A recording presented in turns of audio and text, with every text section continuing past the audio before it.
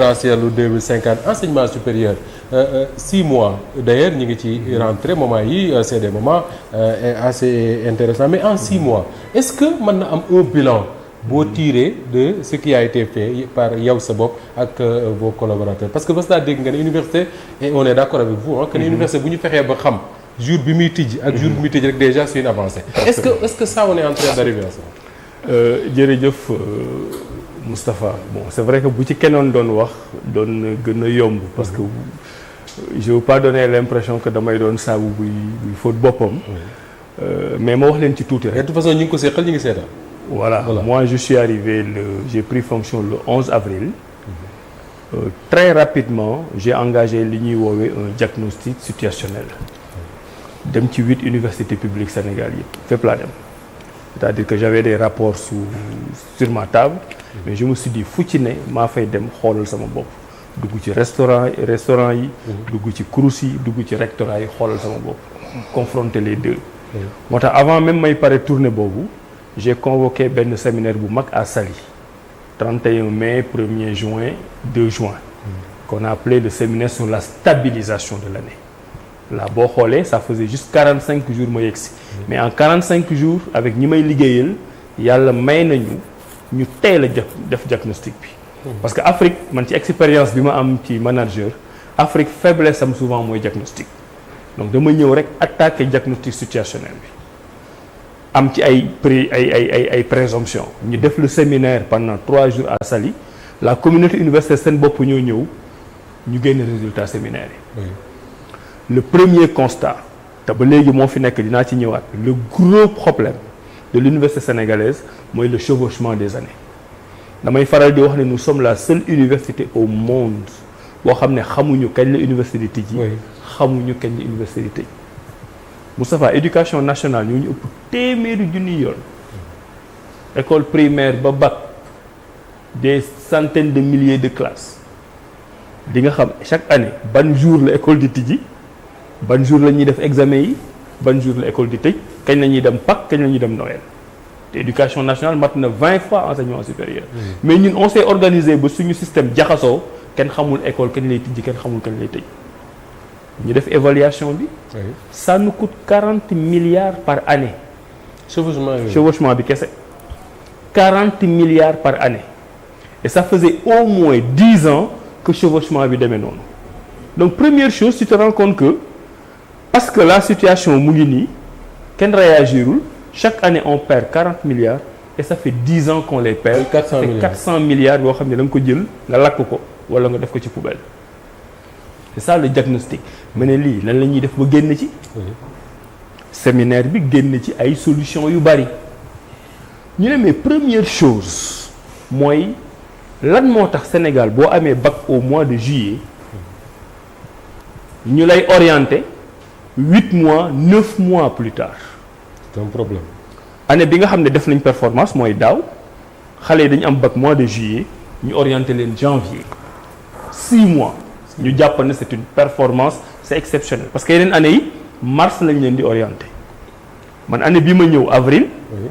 juillet mois de juillet la yenn faculté yi ak yenn département yi di tijji école bachelier juillet 2023. Ah oui. En juillet 2024 juillet 2023 tu fais ton premier cours juillet 2024. moo am répercussion ci bourse de perdu. moo am répercussion ci bourse yi dinaa ci ñëw parce que 1 an boobu mooy étudiants yi ngay dégg ñu naan toog naa 1 an fayuñu ma parce que yaa ngi door a inscrire 1 an après te quand bien même yaa ngi door a inscrire dañ lay rappel sa ay 12 mois yooyu ngay dajale ba mu nekk 40 milliards par année ma ne nag nañ song bi ñu defee séminaire bi ñu ni man je voulais tout régler en une année mais effectivement c'était trop ambitieux. ñu ne bon 1 an et demi war nañ mën a jàpp ne octobre 2025 année scolaire Sénégal yi dinañ delluwaat ci yoon mais bu boobaa première chose bu ma war a réussir mooy l'orientation des bacheliers et j'ai dit mais mënuma comprendre élève bi am bac juillet ñu koy orienter janvier ma liggéey ci ak ñi ma ci war a liggéeyal waa Campus Sène maa ngi leen di nuyu d'ailleurs le professeur Thiaré qui ont fait un excellent travail ñëpp nag nee nañu woon c'est impossible mais man léegi dama am benn slogan boo ne ma c'est impossible ma ne la dans le mot impossible il y a le mot possible. Absolument. nañ jéem mais Moustapha fi mu ne nii ça fait 6 mois ren j'avais pris des engagements fermes xale bu ñu amee bac juillet j'ai fait mon calendrier. Le 19 septembre dinaa leen orienté. Le 19 septembre 2 mois après le bac j'ai orienté 86% des bacheliers donc orienté nañ. Oui.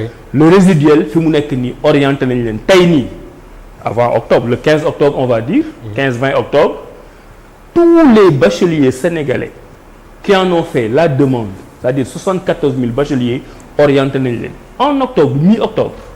Déjà donc boo jàppee ne 3e lundi du mois d'octobre lay rentrée bi donc bu ñu ñëwee ñun en 6 mois on a réglé un problème de 10 ans ñëpp gis nañ ko ñëpp teg nañ ci seen bët léegi nag man ci loolu lay appuyer wu pour wax leen ne yeneen yi mën nañ ko régler. Naturellement la communauté universitaire les syndicats SAES SUDES les étudiants tout le monde dañu accompagner mais dañuy wax dëgg. man chance bi ma am et j'espère que ça va continuer. mooy ba léegi syndicats yeeg yooyu nekk gu ñu dans une logique de confrontation. ñu ngi may déglu lu ma mën wax leen lu ma mënul ñu waxtaane ko ba trouver ci solution. Et c'est les efforts de cette communauté universitaire moo tax ñu réaliser cette prouesse qu'on n'a pas pu réaliser depuis 10 ans. D'accord. mais des na yeneen léegi tey. Oui. bourse yi. Oui. Parce que moom laa lire ñu ne grève des étudiants on est en grève les étudiants yi nekk en master 1. waaw pourquoi parce que les bourses ne sont pas tombées. waaw moom laa lay wax ñun suñu saison lañ ne. Oui. ñëppay def préavis ñëppay bëgg a grève et cetera après gëm naa ne bu période rentrée bi jeexee affaire yi dina gën a calme. D'accord espérons. mais par rapport ak li ñu fi fekk li gars yi di bañ ñu koy wax inventaire boobu mais ñun bi ma ñëwee bourse yi Moustapha on est à 82 milliards de bourses. étudiants. par 82 milliards par année. par année. Chaque année. l'État du Sénégal paye 82 milliards de bourses. 82 milliards. Il y a à peine 10 ans en 2014. Oui. C'était 36 milliards. En 10 ans yokk nañ ci 46 milliards. C'est extraordinaire. Oui. Et 74% des étudiants dans nos universités. On a environ 300 000 étudiants. boo ci boolee orientation ren ñi dugg ñi génne. Oui. On sera à peu près dans les 350 000. Oui. Et 74 donc disons 75% des étudiants ont soit une bourse ou une aide. Donc 4 étudiants yu jël 3 yi état mu ngi leen di jàppale ci seen jàng 82 000. waa léegi 82 000 boobu bu doon da nga am une année scolaire normale. mooy par exemple nga ne ren juillet 2024 j'ai 76 000 bacheliers ñëpp xam nañ ko. J'en ai orienté 74 000 ñëpp xam nañ ko. UCAD am na temps UGB am na temps département de tel am na temps xam nga ko tu le sais en octobre école commencé octobre. Mais tu n'as aucun problème de planification. Tu as 74 000 bacheliers bu ne 100 000 francs 100 francs nga koy fay tu fais le calcul tu budgétises tu planifies tu payes doo am benn retard ñëppay jot seen bourse. Mais les inscriptions dans les universités sénégalaises actuellement c'est du 1er janvier au 31 décembre. Chaque jour am na étudiant buy inscrire chaque jour. moo tax coow li nii nga doon wax par exemple ñu fay nii. rappel étudiants yi ñu fay leen ay 400 000 500 000 ñun bañ ci tolloo dañ doon kontaan moom la ñu doon wax gros lot yi. wala gars yi ne parents yi wàcc na. nga dem Colobane mais en réalité. on est en octobre lañ leen fay. c'est des étudiants qui se sont inscrits en juillet. Ils se sont inscrits en juillet. Léegi la conséquence le ministre de l'enseignement supérieur vient d'arriver. Chaque mois je dois payer 7 milliards à peu près. de bourse chaque mois 7 à 8 milliards. waa léegi man ma ñëw avril mai juin juillet nga war a def ay rappel te boo deful rappel étudiants yi casse. juillet 13 milliards. donc da ngay jóge 7 milliards ne lay 13 milliards yow 7 milliards yi nga doon fay chaque fois yaa ngi am retard 1 jour 2 jours 3 jours juillet rek nga def 13 milliards. nga dem lijjanti 13 milliards yooyu fay balaa ngay am répit août septembre le temps de vacances yi ñëw. octobre xam nga ñaata. 15 milliards.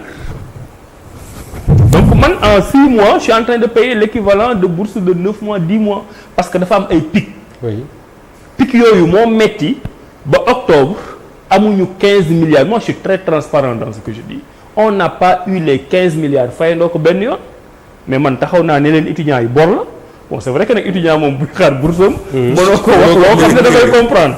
waaw man j'ai été étudiant xam naa fi ñuy waxee mais dama leen di wax ne yéen amuñu contentieux.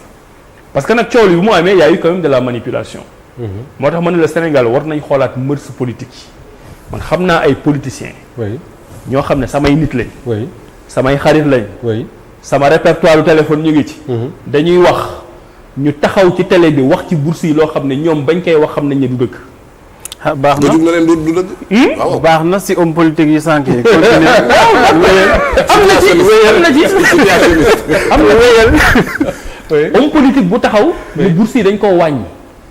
rédaction yëpp reprendre ko. oui mais bêtement nag. wàññi bourse fu mu mën a amee ak nan la mën a amee yow kay étudiant bi li nga mën mooy ameel nga ko 3 mois fay nga ko 2 mois desal ko 1 mois. mais mënoo war ko fay 40 000 di ko fay 35 000. et pourtant des hommes politiques parce que contexte électoral bi moo ko permettre wax nañ ci bon médias itam nos amis reprendre ko mais ñëpp di wax naan on a diminué les bourses des étudiants mais mësuñu wàññi bourse étudiant mais ku xalaata wàññi bourse étudiant ak boo ko wàññee loo koy doyee. à quel moment nga espérer monsieur le ministre que ne étudiants yi ñu ngi ñuy dégg certainement. à quel moment nga espérer ne dinañ jot ñoom ñëpp. non mais fay nañ mais pour moi am na ñu dese. non mais ñi des. oui j'ai beaucoup de respect ak ñoom. oui. mais ce qu'on appelle dans notre jargon des retardataires parce que soit dañoo yéex a inscrire. je veux pas mettre en mal les universités avec les étudiants. waaye nag ñun ministère de l'enseignement supérieur direction des bourses. mais liste bi la université bi jox moom ngay fay. moom ngay fay. ñun géré wu ñu ay inscription ah léegi yow bu la université bi waree jox 20 mu jox la 10 université bi moom critiqué wu ma kenn. mais na mu demee ci université bi ba ñu jox la 10. alors que ñu waroon la jox fa université bi moo ko xam mais à la décharge des universités aussi. comme je t'ai dit chaque lundi am na ñuy tijji. mais chaque lundi am na ñuy examen. le recteur tey boo ko laajee daf lay wax ne la am na ñu pareegul examen donc mënu mën a jox état bi. parce que chez nous amatul date de début d'année ak date de fin d'année tous les jours on s'inscrit tous les jours on fait des cours tous les jours on transmet des états. tous les jours laa la wax tous les jours. d'accord donc yow mënoo am état boo xam ne dafay tax nga fay léegi nag retardataires yooyu. nga xam ne je le dis vraiment avec beaucoup de responsabilité c'est pas la responsabilité du directeur des bourses que je salue au passage c'est pas la responsabilité du ministère de l'enseignement supérieur mais ñooñu mënoo leen fay te nekkuñu fi. léegi nag ñooñu mooy retardataires yi en principe ils seront payés avec le début de l'année. d'accord en principe. léegi nag ils sont pas contents ben je respecte leur mécontentement. mais situation bi noonu la demee. mais tey la prouesse. parce que tey ñun mënoon nañ nekk en cessation de paiement man j'ai invité le directeur de Ecobank dans mon bureau mu remercier ma directeur Sonatel bi ñu daggee UNCHK. dama ko woo dans mon bureau ñu négocier balaa mu fay génn on a trouvé une solution. le directeur de Ecobank mu ne ma man day tàmmuma sax ministre yi di ma woo dans seen bureau ma ne ko nag man maa dul toog sama université di tàkk ma toog di xaar loo xam ne maîtriser wu ma ko. parce que lu bëri lu ñu xamul y a beaucoup de choses des bourses yoo xam ne ministère bi maîtriser wu ko. man nag je veux être un ministre qui maîtrise les choses ku ma war a woo dama lay woo ku ma war a seeti dama lay seeti waxtaan ak ñoom. mais ci waxtaan yooyu. boo leen seetloo def naa fi benn déclaration à la presse bi ñu payé la première moitié 7 milliards. man ne ñu ngi waxtaan. peut-être dans 2 ou 3 semaines dinañ fay beneen moitié bi. bi ma koy wax maa ngi woon en négociation xam nga kañ lañ fay bi ma koy wax maa ngi midi. mu ne leen peut-être dans 2 ou 3 semaines dinañ fay. xam nga kañ lañ fay. 18 heures. le même jour. d'accord mais bëgguma woon annoncer loolu. parce que mën na am quoi à n'importe quel moment. moo tax ne les acteurs yi ci nekk mooy les banquiers nos amis du ministère des finances ñu ñuy jàppale. affaire bi communauté la moo tax Sénégal am na foo xam ne bu ñu fa tolloo.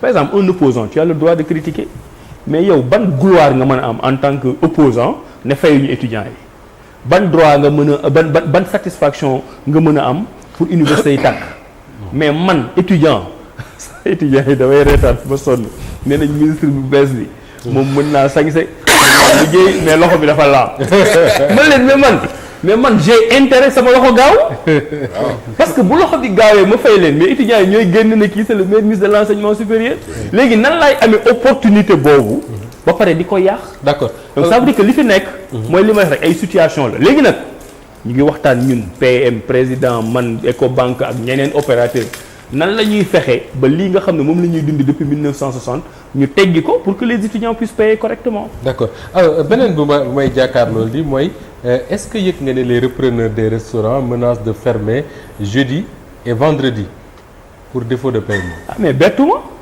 ñoom tam bi ma leen recevoir. oui nee nañ c'est la première fois ministre recevoir leen noonu. ah oui ñoom ñëpp laa dajale. ñoom ñëpp moi je suis dans le dialogue permanent.